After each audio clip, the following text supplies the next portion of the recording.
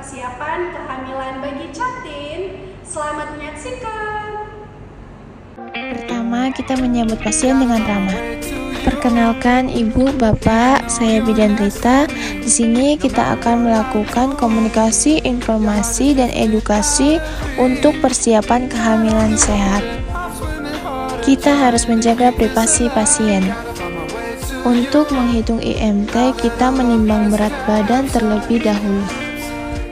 Kemudian mengukur tinggi badan dan lingkar lengan atas. Lalu kita memeriksa tekanan darah pasien. Kita lanjutkan dengan mengukur berat badan suami,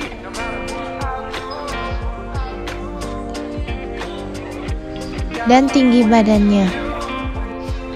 Kemudian menghitung IMT Catin dan menjelaskan hasil perhitungan kepada ibu dan bapak. Menjelaskan kepada pasangan Catin untuk mengkonsumsi makanan gizi seimbang menggunakan food model untuk proses persiapan kehamilan agar ibu terhindar dari bahaya-bahaya kehamilan dan bayi lahir sehat. Dan ibu juga dianjurkan untuk mengkonsumsi zat besi dan asam folat, di mana zat besi dapat mencegah pendarahan saat masa persalinan dan asam folat dapat membantu pembentukan sel-sel dan sistem organ pada janin seperti otak dan sumsum tulang belakang, pembentukan sel darah merah, serta untuk menjaga daya tahan tubuh. Kemudian memberikan resep kepada ibu untuk ditebus di bagian farmasi. Kemudian bagian farmasi memberikan zat besi dan asam folat kepada si ibu. Kemudian menjelaskan manfaat dari imunisasi TT, yaitu bisa mencegah infeksi bakteri Clostridium tetani atau bakteri penyebab tetanus pada vagina, mencegah tetanus pada ibu hamil, dan melindungi bayi baru lahir dari tetanus. Nah, begini Bu, setiap wanita yang akan dan setelah menikah perlu mendapatkan suntik tetanus sebanyak 5 kali, yang dilakukan secara bertahap. Jadwal suntik biasanya dimulai sebulan sebelum menikah hingga 2 tahun setelah menikah. Ibu, berikut jadwal suntik tetanus untuk calon pengantin wanita. TT1 dilakukan sekitar 2 minggu hingga sebulan sebelum menikah. TT2 dilakukan sebulan setelah TT1. TT3 dilakukan 6 bulan setelah TT2. TT4 dilakukan 12 bulan setelah TT3. TT5 dilakukan 12 bulan setelah TT4. Di sini juga saya akan menjelaskan apa itu anemia. Ibu, anemia merupakan suatu kondisi di mana jumlah sel darah merah atau hemoglobin kurang dari normal. Anemia adalah suatu kondisi di mana terjadi penurunan konsentrasi hemoglobin. Baik Ibu, saya akan menjelaskan mengapa anemia bisa berbahaya untuk calon pengantin. Yang pertama, membuat lemah, letih, lesu, lulai, dan menyebabkan kondisi badan tidak fit. Yang kedua, sulit berkonsentrasi. Yang ketiga, meningkatkan risiko kekurangan energi kronis pada perempuan. Yang keempat, meningkatkan risiko hamil dengan gangguan terhambatnya pertumbuhan janin.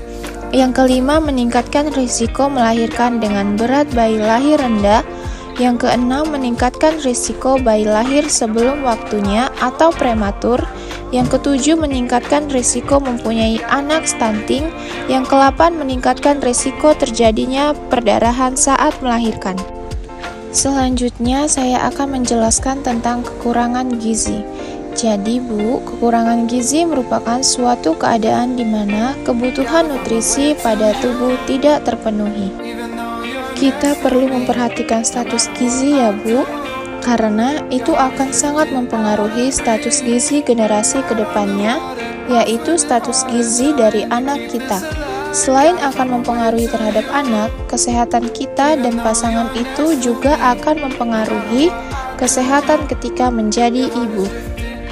Baik Ibu, saya akan menjelaskan mengenai hepatitis B, di mana hepatitis B ini adalah penyakit yang menyerang organ hati dan disebabkan oleh virus hepatitis yang ditularkan melalui darah dan cairan tubuh. Kalau misalnya ibu merencanakan kehamilan, jika sudah terinfeksi hepatitis B dapat berisiko menularkan kepada bayi yang ibu kandung. Dan ada beberapa pencegahannya ya Bu, dengan pemberian vaksin. Berhati-hati dengan pengguna jarum, jaga kebersihan tubuh, hindari berbagai peralatan pribadi, dan melalui hubungan seksual yang aman ya Bu. Dan di sini juga saya akan menjelaskan mengenai diabetes mellitus atau kencing manis ya Bu. Diabetes mellitus ini adalah penyakit yang ditandai dengan peningkatan kadar gula dalam darah. Kalau misalnya ibu hamil dengan DM beresiko mengalami hipertensi dalam kehamilan, seperti mempunyai bayi lahir besar, bayi kuning, bayi prematur, dan bayi beresiko mengidam diabetes saat dewasa ya Bu. Terus selanjutnya saya akan memberi penjelasan mengenai malaria ya Bu, yang dimana malaria ini disebabkan oleh parasit Plasmodium melalui gigitan nyamuk Anopheles betina. Malaria dalam kehamilan dapat menyebabkan anemia, keguguran, resiko pendarahan, bayi prematur, dan BBLR. Dan juga saya akan menjelaskan mengenai TORCH dan dampaknya.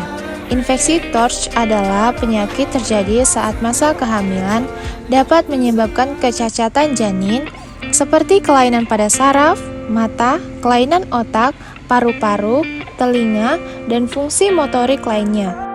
Penyebab dari TORCH ini Bu berasal dari virus dan parasit. TORCH yaitu seperti hewan di sekitar kita, misalnya seperti ayam, kucing, burung, tikus, merpati, kambing, sapi, anjing, babi, dan hewan lainnya. Ibu, Pak, saya akan menjelaskan mengenai talasemia. Jadi, talasemia itu adalah kelainan darah bawaan yang ditandai oleh kurangnya protein pembawa oksigen, hemoglobin, dan jumlah sel darah merah dalam tubuh yang kurang dari normal. Dampak dari talasemia bagi catin yaitu dapat menurun kepada keturunan karena talasemia ini merupakan kelainan genetik yang memengaruhi produksi sel darah merah, Bu, Pak. Nah, saya akan menjelaskan mengenai bagaimana cara pencegahan talasemia bagi catin. Cara pencegahannya yaitu kita akan melakukan screening melalui pemeriksaan darah, di mana screening ini sebaiknya dilakukan sebelum menikah yang bertujuan untuk mendeteksi apakah calon ayah dan ibu memiliki gen pembawa sifat talasemia atau tidak. Dengan demikian, dapat menghindari perkawinan antara sesama talasemia minor yang dapat melahirkan anak dengan talasemia mayor.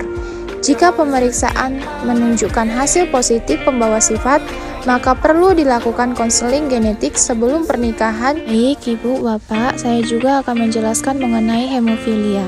Jadi, hemofilia itu adalah gangguan ketika darah tidak membeku secara normal.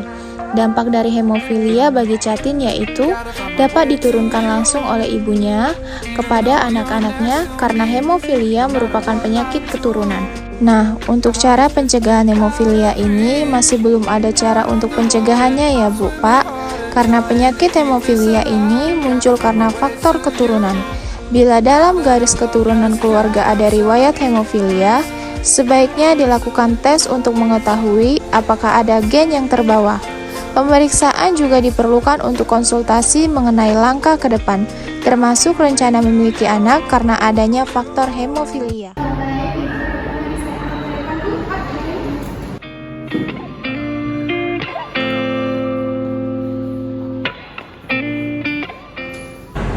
Nah, itu tadi video dari kami. Semoga bermanfaat.